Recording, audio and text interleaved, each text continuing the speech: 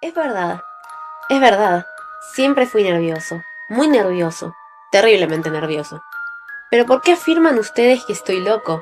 La enfermedad había agudizado mis sentidos, en vez de destruirlos o embotarlos. Y mi oído era el más agudo de todos. Oía todo lo que puede oírse en la tierra y en el cielo. Muchas cosas oí en el infierno. ¿Cómo puedo estar loco entonces? Escuchen y observen con cuánta cordura, con cuánta tranquilidad les cuento mi historia. Me es imposible decir cómo aquella idea me entró en la cabeza por primera vez, pero una vez concebida me acosó noche y día. Yo no perseguía ningún propósito, ni tampoco estaba colérico. Quería mucho al viejo. Nunca me había hecho nada malo, jamás me insultó, su dinero no me interesaba. Me parece que fue su ojo. Sí, eso fue. Tenía un ojo semejante al de un buitre, un ojo celeste y velado por una tela. Cada vez que se clavaba en mí, se me daba la sangre. Y así, poco a poco, muy gradualmente, me fui decidiendo a matar al viejo y a librarme de aquel ojo para siempre. Presten atención ahora. Ustedes me toman por loco, pero los locos no saben nada. En cambio, si hubieran podido verme, si hubieran podido ver con qué habilidad procedí, con qué cuidado, con qué previsión, con qué disimulo me puse a la obra. Jamás fui más amable con el viejo que la semana antes de matarlo. Todas las noches, hacia las 12, hacía yo girar el picaporte de su puerta y la abría. Tan suavemente. Y entonces, cuando la abertura era lo bastante grande para pasar la cabeza, levantaba una linterna sorda, cerrada, completamente cerrada, de manera que no se viera ninguna luz y tras ella pasaba la cabeza. Ustedes hubieran reído al ver cuán astutamente pasaba la cabeza. La movía lentamente, muy lentamente, a fin de no perturbar el sueño del viejo. Me llevaba eso de una hora entera introducir completamente la cabeza por la abertura de la puerta, hasta verlo tendido en su cama. ¿Ah? ¿Es que un loco habría sido tan prudente como yo? Y entonces, cuando tenía la cabeza completamente dentro del cuarto, abría la linterna cautelosamente. Tan cautelosamente. Sí, cautelosamente iba abriendo la linterna, pues crujían las bisagras. La iba abriendo lo suficiente para que un solo rayo de la luz cayera sobre el ojo de buitre. Y esto lo hice durante 7 largas noches, cada noche a las 12. Pero siempre encontré el ojo cerrado, y por eso me era imposible cumplir mi obra. Porque no era el viejo lo que me irritaba, sino el mal de ojo. Y por la mañana, apenas iniciando el día, entraba sin miedo en su habitación y le hablaba resueltamente, llamándolo por su nombre con voz cordial, preguntándole cómo había pasado la noche. Ya ven ustedes que tendría que haber sido un viejo muy astuto para darse cuenta de que todas las noches, justamente a las 12, iba yo a mirarlo mientras dormía. Al llegar la 8ª noche, procedí con mayor cautela que de costumbre al abrir la puerta. El minutero del reloj se mueve con más rapidez de lo que se movía mi mano. Jamás, antes de aquella noche, había sentido el alcance de mis facultades, de mi sagacidad. Apenas lograba contener mi impresión de triunfo. Pensar que estaba ahí abriendo poco a poco la puerta y que él ni siquiera soñaba con mis secretas intenciones o pensamientos. Me reí entre dientes ante esta idea, y quizá me oyó, porque lo sentí moverse repentinamente en la cama, como si se sobresaltara. Ustedes pensarán que me eché hacia atrás, pero no. Su cuarto estaba tan negro como la pez, ya que el viejo cerraba completamente las persianas por miedo a los ladrones. Yo sabía que le era imposible distinguir la abertura de la puerta, y seguí empujando suavemente. Había ya pasado la cabeza y me disponía a abrir la linterna, cuando mi pulgar resbaló en el cierre metálico y el viejo se enderezó en mi lecho gritando: «¿Quién está ahí?». Permanecí inmóvil, sin decir palabra. Durante una hora entera no moví un solo músculo. Y en todo ese tiempo no oí que volviera a tenderse en la cama. Seguía sentado, escuchando, tal como yo lo había hecho, noche tras noche, mientras escuchaba en la pared los taladros cuyo sonido anuncia la muerte. Oí de pronto un leve quejido, y supe que era el quejido que nace del terror. No expresaba dolor o pena, oh no, era un ahogado sonido que brota del fondo del alma cuando el espanto la sobrecoge. Bien conocía yo ese sonido. Muchas veces, justamente a las 12, cuando el mundo entero dormía, surgió en mi pecho, ahondando con su espantoso eco los terrores que me enloquecían. Repito que lo conocía bien. Comprendí lo que estaba sintiendo el viejo y le tuve lástima. aunque me reía en el fondo de mi corazón. Comprendí que había estado despierto desde el primer leve ruido, cuando se movió en la cama. Había tratado de decirse que aquel ruido no era nada, pero sin conseguirlo. Pensaba, no es más que el viento en la chimenea o un grillo que chirrió una sola vez. Sí, había tratado de darse ánimo con sus suposiciones, pero todo era en vano, porque la muerte se había aproximado a él, deslizándose furtiva, y envolvía a su víctima. Y la fúnebre influencia de aquella sombra imperceptible era la que lo movía a sentir, aunque no podía verla ni oírla, a sentir la presencia de mi cabeza dentro de la habitación. Después de haber esperado largo tiempo, con toda paciencia, sin oír que volviera a acostarse, resolví abrir una pequeñísima ranura en la linterna. Así lo hice, no pueden imaginarse ustedes con qué cuidado, con qué inmenso cuidado, hasta que un fino rayo de luz, semejante al hilo de la araña, brotó de la ranura y cayó de lleno sobre el ojo de buitre.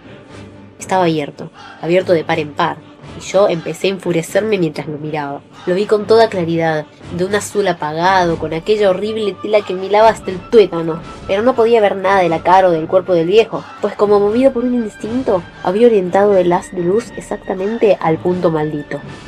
¿No les he dicho ya que lo que toman erradamente por locura es solamente una excesiva agudeza de los sentidos? En aquel momento llegó a mis oídos un resonar apagado y presuroso, como el que podría ser un reloj envuelto en algodón. Aquel sonido también me era familiar. Era el latir del corazón del viejo. Aumentó aún más mi furia, tal como el redoblar de un tambor estimula el coraje de un soldado. Pero incluso entonces me contuve y seguí callado, apenas si respiraba. Sostenía la linterna de un modo que no se moviera, tratando de mantener con toda la firmeza posible el haz de luz sobre el ojo. Entretanto, el infernal latir del corazón iba en aumento. Se hacía cada vez más rápido, cada vez más fuerte, momento a momento. El espanto del viejo tenía que ser terrible. Cada vez más fuerte, más fuerte. ¿Me siguen ustedes con atención? Les he dicho que soy nervioso, sí lo soy. Y ahora, a medianoche, en el terrible silencio de aquella antigua casa, un resonar tan extraño como aquel me llenó de un horror incontrolable. Sin embargo, me contuve todavía algunos minutos y permanecí inmóvil. Pero el latido crecía cada vez más fuerte, más fuerte. Me pareció que aquel corazón iba a estallar, y una nueva ansiedad se apoderó de mí. Algún vecino podía escuchar aquel sonido. La hora del viejo había sonado. Lanzando un alarido, abrí del todo la linterna y me precipité sobre la habitación. El viejo clamó una vez, nada más que una vez.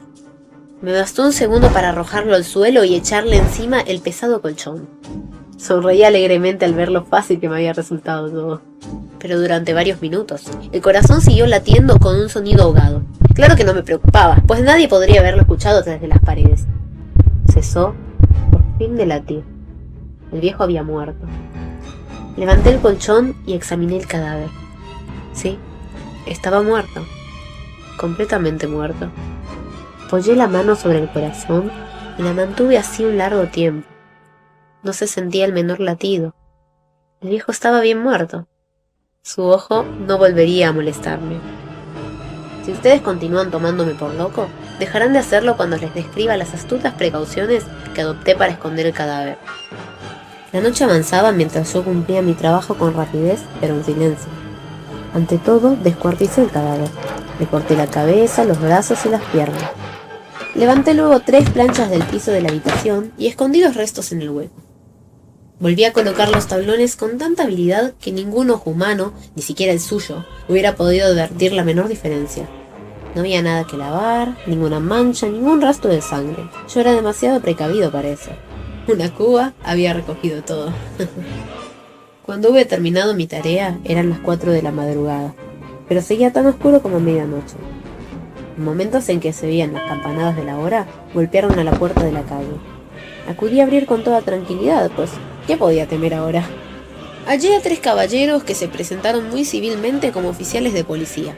Durante la noche, un vecino había escuchado un alarido, por lo cual se sospechaba de la posibilidad de algún atentado. Al recibir este informe en el puesto de policía, habían comisionado a los 3 agentes para que registraran el lugar. Sonreí, pues ¿qué tenía que temer? Di la bienvenida a los oficiales y les expliqué que yo había lanzado aquel grito durante una pesadilla. Les hice saber que el viejo se había ausentado de la campaña. Llevé a los visitantes a recorrer la casa y los invité a que revisaran bien. Finalmente acabé conduciéndolos a la habitación del muerto. Les mostré sus caudales intactos y cómo cada cosa se hallaba en su lugar. En el entusiasmo de mis confidencias, traje sillas a la habitación y le pedí a los 3 caballeros que descansaran allí de su fatiga, mientras yo mismo, con la audacia de mi perfecto triunfo, colocaba mi silla en el punto exacto bajo el cual reposaba el cadáver de mi víctima. Los oficiales se sentían satisfechos. Mis modales los habían convencido. Por mi parte, me hallaba perfectamente cómodo. Sentáronse y hablaron entonces de cosas comunes, mientras yo les contestaba con animación. Mas al cabo de un rato, empecé a notar que me ponía pálido, y deseé que se marcharan.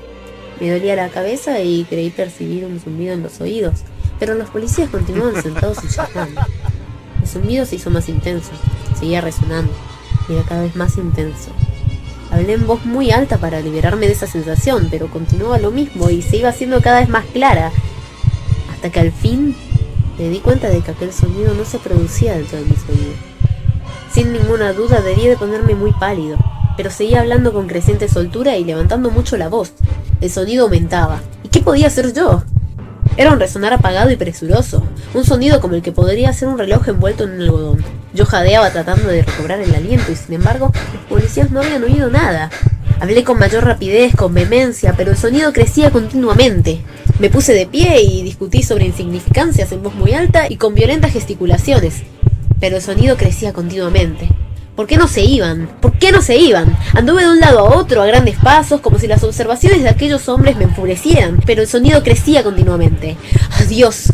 ¿Qué podía hacer yo? Lancé espumarajos de rabia, maldije, juré, balanceando la silla sobre la cual me había sentado. Raspé con ellas las tablas del piso, pero el sonido sobrepujaba a todos los otros y crecía sin cesar, más alto, más alto, más alto. Y entre tanto los hombres seguían charlando plácidamente y sonriendo. ¿Era posible que no lo oyeran? ¡Santo Dios, no, no! Claro que lo oían y lo sospechaban. Sabían y se estaban burlando de mi horror. Sí, así lo pensé y así lo pienso hoy, pero cualquier cosa era preferible a aquella agonía. Cualquier cosa sería más tolerable que aquel escarnio. No podía soportar más tiempo con sus risas hipócritas. Sentí que tenía que gritar o morir. Y entonces, otra vez, escuchen, más fuerte, más fuerte, más fuerte, más fuerte. ¡Basta ya! ¡Dejen de fingir, malvados! Oye, confieso que lo maté. Levanten esos tablones, ahí donde está latiendo su horrible corazón. El corazón delator. Interpretación por Anaí Pérez.